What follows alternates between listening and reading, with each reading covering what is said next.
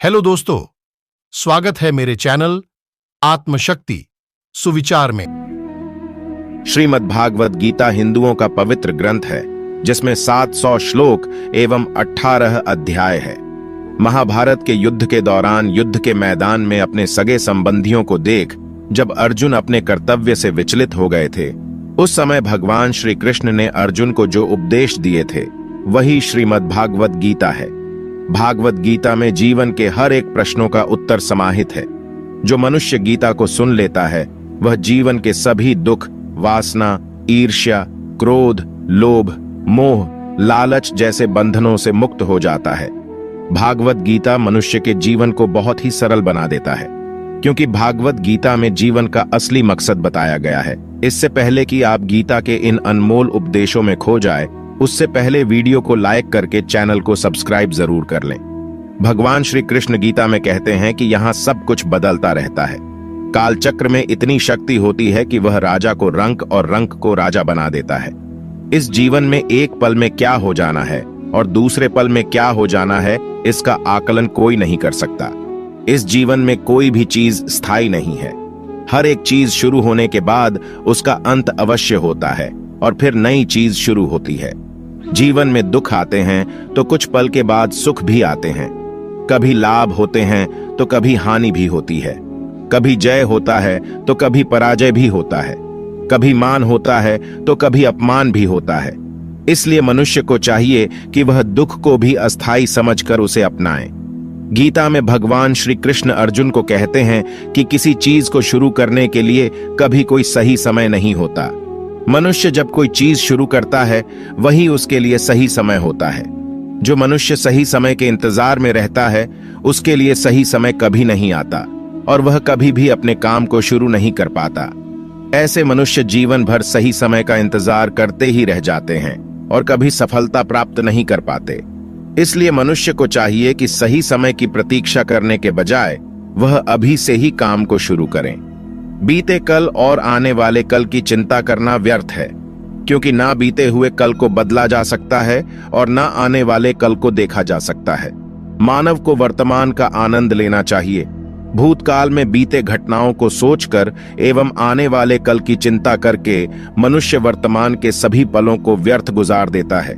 जो हो गया सो हो गया और जो होगा उसे टाला नहीं जा सकता। इस सत्य को अपनाकर मनुष्य को वर्तमान के हर एक पल का आनंद उठाना चाहिए। हर व्यक्ति दुनिया को अपने अपने नजरिए से देखता है। जिसकी जैसी नजर यह दुनिया उसके लिए उसी तरह है।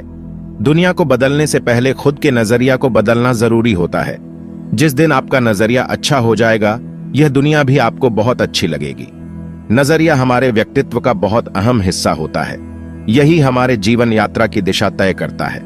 नजरिया सकारात्मक और नकारात्मक दोनों हो सकता है। नकारात्मक नजरिया होने से व्यक्ति केवल निराशा और दुख पाता है, लेकिन सकारात्मक नजर से व्यक्ति को यह जीवन बहुत ही सरल और सहज लगने लगता है।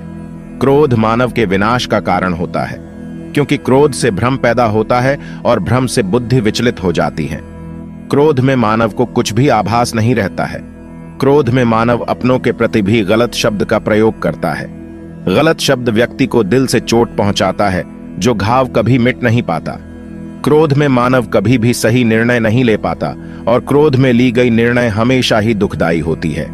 क्रोध में व्यक्ति की आंखें बंद हो जाती हैं और उसका मुंह खुल जाता है। वह समझ ही नहीं पाता कि क्या सही और गलत है। क्रोध उसे गलत राह पर ले जाती है। इसलिए मनुष्य को क्रोध पर काबू करके मन को शांत रखना चाहिए।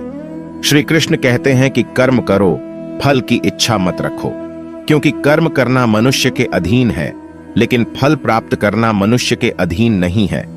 मनुष्य अगर सच्चे दिल से और कर्म को धर्म समझकर कर्म कर रहा है तो उसे एक ना एक दिन कर्म का फल जरूर मिलेगा। जो मनुष्य फल की इच्छा रख के कर्म करता है वह सुख दुख के जाल में फंस जाता है, क्योंकि जब मनुष्य अपने कर्म से फल प्राप्त नहीं कर पाता तो दुख उसे घेर लेती है। फल की पहली चिंता करने से मनुष्य अपने कर्म को सही से नहीं कर पाता, लेकिन जो मनुष्य बिना फल की चिंता किए कर्म को करता है उसे फल अवश्य मिलता है और वही व्यक्ति ज्ञानी होता है।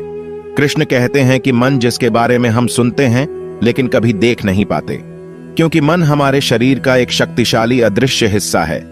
मन ही तो है जो मनुष्य में तरह तरह के भाव को उत्पन्न कराता है और मनुष्य उसी के अनुसार व्यवहार करता है। मन मनुष्य को अपने जाल में इस कदर फंसा के रखता है कि मनुष्य लाख कोशिश कर ले, लेकिन वह अपने मन पर काबू नहीं पा पाता। मन काफी शक्तिशाली होता है, वह मनुष्य को अपने अधीन रखता है और हमारा मन हमें चाहता रहता है। मन मनुष्य को घमंड की मदिरा पिलाकर मदहोश करने की शक्ति रखता है। मन मनुष्य को जीवन के अंत तक अपने जाल से निकलने नहीं देता, जिस कारण मनुष्य सदा जीवन के मोह माया में व्यस्त रहता है। हर मनुष्य की आत्मा के अंदर परमात्मा का प्रकाश है और उस परमात्मा का साक्षात्कार करने के लिए मनुष्य को अपने मन पर नियंत्रण करना चाहिए। एक बार मनुष्य मन पर काबू पाने में सफल हो जाए तो वह जीवन के मोह माया से बहुत आसानी हट सकता है। मनुष्य का शरीर विनाशी है, उसका कोई अस्तित्व नहीं, लेकिन मनुष्य का आत्मा अविनाशी है। आत्मा कभी नहीं मरती, यह सदा अमर रहती है। आत्मा को ना कोई शस्त्र मार सकता है, ना कोई अस्त्र मार सकता है। मनुष्य का शरीर मृत्यु के बाद 5 तत्वों में विलीन हो जाता है, लेकिन आत्मा दोबारा नए शरीर में जन्म लेती है। इस प्रकार जो व्यक्ति जीवन के इस सत्य को समझ जाता है कि आत्मा कभी नहीं मरती, वह व्यक्ति कभी किसी के मरने का शोक नहीं मनाता, क्योंकि उसे पता है कि केवल शरीर मरा है, आत्मा तो जिंदा है। शरीर का नाश होने के बाद आत्मा दोबारा किसी अन्य शरीर का रूप लेगी। व्यक्ति जो कर्म कर रहा है वह पाप है या पुण्य, यह कार्य को करते हुए देखकर नहीं कहा जा सकता। व्यक्ति किसी भी कर्म को जिस भावना से करता है, वही उस व्यक्ति के कर्म को पाप और पुण्य के रूप में परिभाषित करता है। उदाहरण के लिए कोई व्यक्ति धन के लालच में किसी की हत्या कर देता है, वहीं दूसरा व्यक्ति किसी की जान बचाने के लिए किसी दुष्ट व्यक्ति की हत्या कर देता है। यहां दोनों व्यक्ति के द्वारा किसी की हत्या की गई है, दोनों का ही कर्म समान है, लेकिन दोनों का कर्म पाप का भागीदारी नहीं है। लूट के उद्देश्य से हत्या करने वाले व्यक्ति का कर्म पाप का भागीदारी होगा, लेकिन किसी के जान बचाने के उद्देश्य से दुष्ट व्यक्ति की गई हत्या पाप की श्रेणी में नहीं आएगा। जिस चीज को पाने के लिए मनुष्य जीवन भर संघर्ष करता है, जिसे पाने के लिए अपनों से बगावत करता रहता है, जिसे पाने के लिए सब कुछ कर जाता है, उनमें से कोई भी चीज मृत्यु के दौरान उसके साथ नहीं जाती। इसलिए हर मनुष्य को जीवन के इस सत्य को अपनाकर संतुष्ट रहना चाहिए। खुद पर विश्वास मनुष्य को ताकतवर बनाती है। आपकी सफलता आपके खुद के विश्वास पर निर्भर करती है। व्यक्ति अगर खुद पर विश्वास कर ले तो वह हर एक कठिन कार्य को कर सकता है। खुद पर विश्वास मनोबल को ऊंचा करती है और व्यक्ति लक्ष्य को प्राप्त करने के लिए निश्चय कर पाता है। खुद पर विश्वास करके अगर मनुष्य कर्म में लग जाए तो उस कर्म को करने में उसे आनंद आता है और निश्चित ही उसे सफलता मिलती है। आज संसार के मानव विभिन्न धर्मों में बंट चुका है और वे धर्म, संप्रदाय और भगवान के नाम पर एक दूसरे के विरोधी हैं, लेकिन उन्हें नहीं पता कि संसार में ईश्वर के कई रूप हैं और इसमें कोई भी छोटा नहीं है। परमात्मा का हर एक रूप समान है। जिस तरीके से हर एक नदी अंत में सागर में जाकर मिलती है, उसी तरह हर एक धर्म, मत की धाराएं परमात्मा रूपी सागर में जमा होती हैं। इस संसार के निर्माता एक ही परमपिता है, इसलिए हर एक इंसान को धर्म जात से परे एक ईश्वर की आराधना करते हुए मिलजुल कर रहना चाहिए। जो व्यक्ति कर्म और ज्ञान को अलग अलग समझता है वह अज्ञानी है। ज्ञानी व्यक्ति के लिए कर्म और ज्ञान दोनों ही एक ही है, क्योंकि बिना कर्म के ज्ञान का कोई अर्थ नहीं। गीता कहती है कि ज्ञान को पढ़ने से प्राप्त नहीं किया जा सकता, इसके लिए अनुभव करना चाहिए और अनुभव करने के लिए कर्म करना जरूरी होता है। इस तरह कर्म करने से ज्ञान का अनुभव होता है। संसार में सबसे ऊंचा धर्म कर्तव्य का पालन करना है। जो व्यक्ति अपने कर्तव्यों का भली भांति पालन करता है, उसे सुख और मन की शांति का अनुभव होता है। अपना कर्म भले ही कितना ही कष्टदायक क्यों ना हो, लेकिन अपने कर्म को कर्तव्य समझकर करना दूसरे की नकल करने से श्रेष्ठ होता है। कर्तव्य मनुष्य को बेहतर बनाता है। हर एक कर्म में दोष होता है, इसलिए दोष देकर अपने कर्तव्य से पीछे नहीं हटना चाहिए। जिस प्रकार अग्नि के साथ धुआं भी होता है, उसी तरह हर एक कर्तव्य में छोटा मोटा दोष हो सकता है, लेकिन इस पर ज्यादा विश्लेषण करने से संशय और अकर्मण्यता पैदा होता है। जीवन में हर एक चीजों का संतुलन होना जरूरी है। जीवन में अच्छे बुरे दिन आते रहते हैं, किसी भी हालात में अति नहीं करना चाहिए। जैसे दुख आने पर बहुत ज्यादा निराशा में डूबना नहीं चाहिए और ना ही सुख आने पर बहुत ज्यादा खुश होना चाहिए, क्योंकि कोई भी चीज अस्थायी होती है। इससे असंतुलन पैदा होता है जो जीवन की गति और दिशा को बाधित करता है और इससे अनावश्यक दुख और कष्ट उत्पन्न होते हैं। मन, विचार और कर्म में संतुलन बनाकर ही ज्ञान की प्राप्ति की जा सकती है। कर्मों को एक रूप से देखता है। उस व्यक्ति का नजरिया सही है। अज्ञानी पुरुष के पास ज्ञान नहीं होता, इसी वजह से वह हर किसी भी चीज को गलत नजर से ही देखते हैं। ताकि सार में ऐसे मनुष्य के बारे में भी बताया गया है जो मनुष्य अपने को मन को काबू में नहीं रख पाते। ऐसे लोग का मन इधर से उधर भटकता रहता है। ऐसे मनुष्य का मन उनके लिए शत्रु के समान काम करता है, क्योंकि मन व्यक्ति के मस्तिष्क पर बहुत गहरा प्रभाव डालता है। जब मनुष्य का मन स्थिर रहता है तो वह व्यक्ति भी सही तरीके से अपना काम करता है। गीता के सार में यह भी बताया गया है कि मनुष्य को सबसे पहले अपनी खुद का आकलन, मतलब खुद के बारे में जान लेना चाहिए। खुद की काबिलियत और क्षमता को जानना ही मनुष्य को आत्मज्ञान की प्राप्ति करा सकता है। जब तक मनुष्य खुद के बारे में जान नहीं लेगा तब तक उस मनुष्य का उद्धार नहीं हो सकता। हर एक मनुष्य को अपने आप पर पूरा पूरा भरोसा करना चाहिए, क्योंकि जो लोग खुद पर विश्वास करते हैं वह अवश्य ही सफलता प्राप्त करते हैं। ऐसा भी बताया जाता है कि जो व्यक्ति जैसा विश्वास करता है आखिरकार वैसा ही बन जाता है। मनुष्य को कर्मों को करते रहना चाहिए और यह नहीं सोचना चाहिए कि इस कर्म का क्या परिणाम उनको प्राप्त होगा, क्योंकि कर्म का फल तो हर एक इंसान को मिलता ही है। इसलिए मनुष्य को चिंता ना करके अपने कर्मों पर ध्यान देना चाहिए। ऐसा करने पर वह अपने किसी भी काम को सच्चे मन से करते हुए नजर आएंगे। मनुष्य के जीवन में सुख दुख दोनों ही स्थिति का अनुभव होता रहता है। सुख की स्थिति में मनुष्य ज्यादा ही प्रसन्न हो जाता है, तो वही दुख की स्थिति में मनुष्य निराशा महसूस करता है। इसलिए सुख और दुख दोनों ही स्थिति में मनुष्य को अपने मन पर काबू रखकर उसे स्थिर रखना ही योग्य कहलाता है। जब कोई भी मनुष्य सांसारिक इच्छाओं को त्याग करके फल की चिंता न करके अपने कर्मों को करता है तो उसी स्थिति को मनुष्य योग में स्थित कहलाता है। जो मनुष्य अपने मन को काबू में कर लेता है वह मनुष्य का मन ही उसका सच्चा मित्र बन जाता है। लेकिन जो मनुष्य अपने मन को काबू में नहीं कर पाता उसके लिए उसका मन ही उसका दुश्मन साबित होता है। वहीं जो मनुष्य अपने मन पर विजय प्राप्त कर ले तो उसको परमात्मा की प्राप्ति हो जाती है। इसका मतलब जिस भी मनुष्य को ज्ञान की प्राप्ति हो जाती है उसके लिए सुख दुख, सर्दी गर्मी और मान अपमान सब एक समान हो जाता है। किसी भी चीज की अधिकता उनके लिए हानिकारक साबित हो सकती है। यह किसी भी प्रकार की अधिकता हो सकती है, कड़वाहट हो या फिर मधुरता, खुशी हो या गम। हमें कभी भी किसी भी चीज की अति करना हमारे लिए नुकसानदायक साबित हो सकती है। जीवन में संतुलन बनाए रखना है, बहुत जरूरी है। जब तक मनुष्य अपने जीवन में संतुलन नहीं बनाएगा तब तक मनुष्य अपने जीवन को खुशी से व्यतीत नहीं कर सकता। इसलिए मनुष्य को अपने जीवन में किसी भी चीज को ज्यादा करने से बचना चाहिए और जीवन में संतुलन बनाकर रख सही है। जो मनुष्य बहुत मतलबी होते हैं और उनको बस अपने मतलब से मतलब होता है और वह अपना मतलब पूरा करने के लिए कुछ भी कर सकते हैं, उन लोगों का कभी भी भला नहीं होता। आपको यह बात भी बता दे, मनुष्य का स्वार्थ उसे अन्य लोगों से दूर ले जाकर उसे नकारात्मक स्थिति और ले जाता है, जिससे वह व्यक्ति संसार में अकेला रह जाता है। वहीं गीता में यह भी कहा गया है कि एक स्वार्थी व्यक्ति शीशे में फैले धूल की तरह होता है, जिसकी वजह से वह व्यक्ति अपना सही प्रतिबिंब कभी देख नहीं पाता। इसलिए किसी भी व्यक्ति को अगर जीवन में खुशी पूर्वक अपना जीवन व्यतीत करना हो तो अपने स्वार्थ को कभी भी अपने पास नहीं आने दे, क्योंकि एक स्वार्थी मनुष्य दोस्ती में भी अपना स्वार्थ निकालने की कोशिश करता रहता है। इसलिए जीवन में ऐसा मनुष्य बने जो अपने साथ साथ लोगों की भलाई के बारे में भी सोचे, तभी जाकर वह मनुष्य एक सफल और खुशी पूर्वक अपना जीवन व्यतीत करता हुआ नजर आता है। ईश्वर हमेशा ही अपने भक्तों का साथ देते रहते हैं।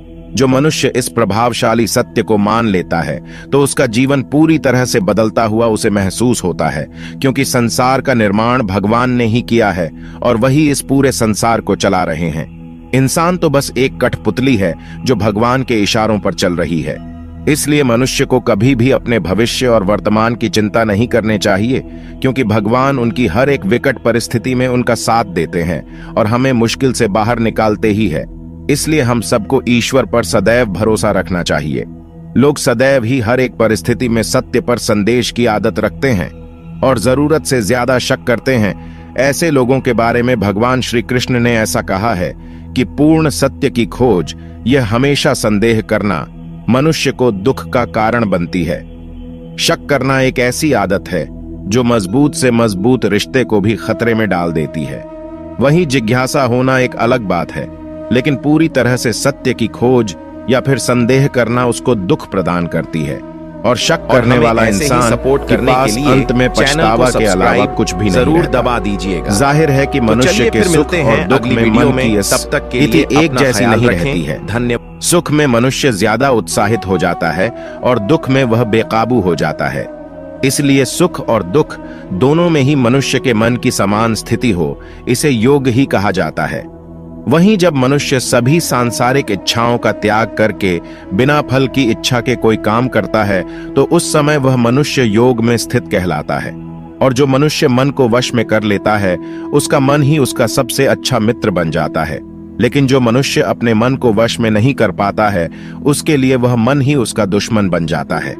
वहीं जो मनुष्य अपने अशांत मन को वश में कर लेते हैं, उनको परमात्मा की प्राप्ति होती है। और जिस मनुष्य को ज्ञान की प्राप्ति हो जाती है, उसके लिए सुख दुख, सर्दी गर्मी और मान अपमान सब एक समान हो जाते हैं। ऐसा मनुष्य स्थिर चित्त और इंद्रियों को वश में करके ज्ञान द्वारा परमात्मा को प्राप्त करके हमेशा संतुष्ट रहता है।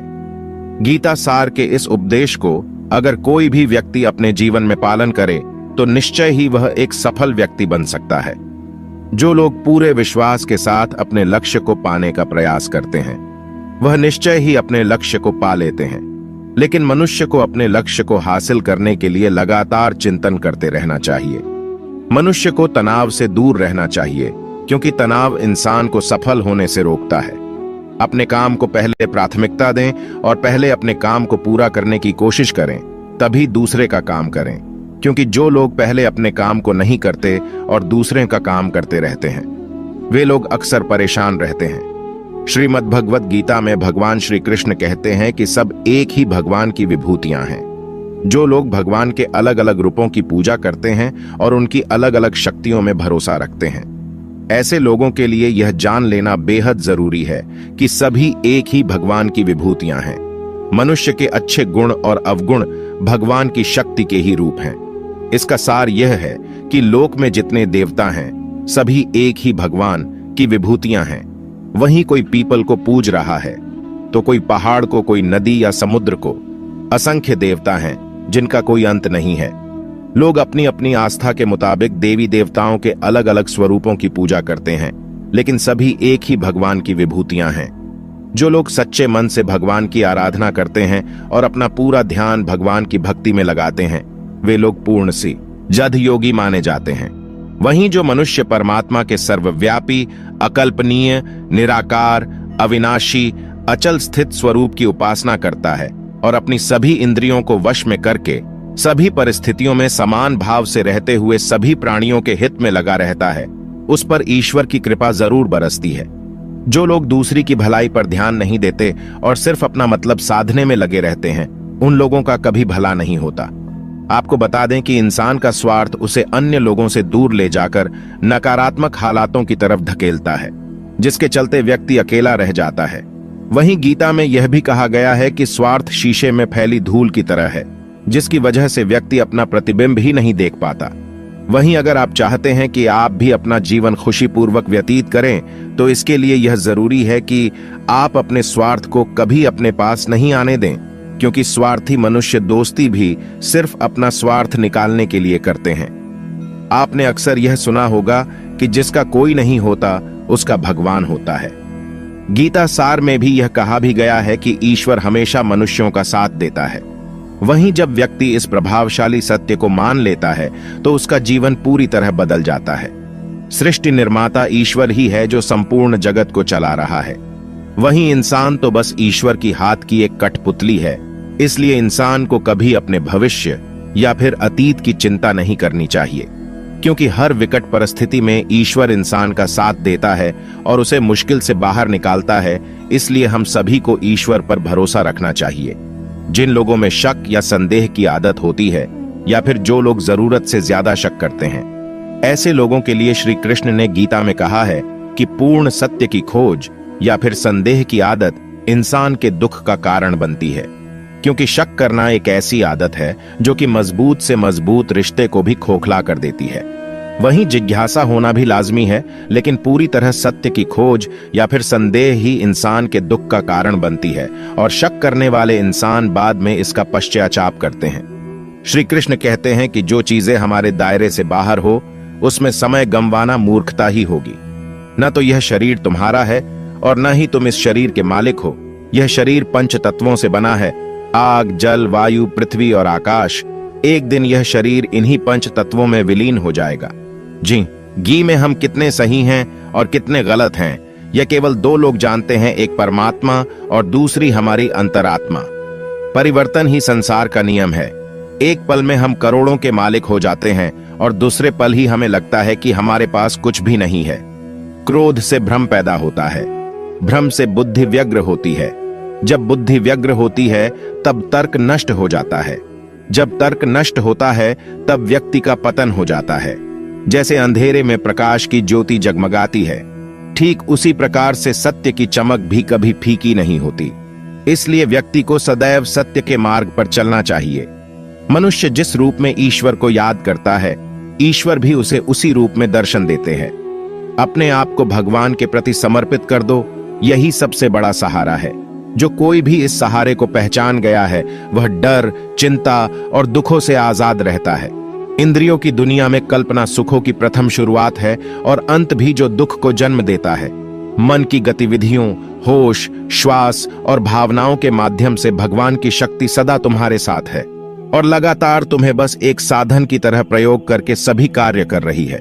बुरे कर्म करने वाले, सबसे नीच व्यक्ति जो राक्षसी प्रवृत्तियों वाले होते हैं और जिनकी बुद्धि माया ने हर ली है, वो मेरी पूजा या मुझे पाने का प्रयास नहीं करते। बुद्धिमान को अपनी चेतना को एकजुट करना चाहिए और फल के लिए इच्छा नहीं करनी चाहिए। सज्जन व्यक्तियों को सदैव अच्छा व्यवहार करना चाहिए, क्योंकि इन्हीं के पद चिन्हों पर सामान्य व्यक्ति अपने रास्ते चुनता है। भगवान श्री कृष्ण ने श्रीमद् भगवत गीता में जो भी उपदेश दिए हैं, अगर इन उपदेशों को लोग अपने जीवन में उतार लें तो वे निश्चय ही अपने जीवन में सफल हो सकते हैं। गीता सार के ये उपदेश वाकई एक सफल जीवन के निर्माण करने में अपनी अहम भूमिका निभाते हैं।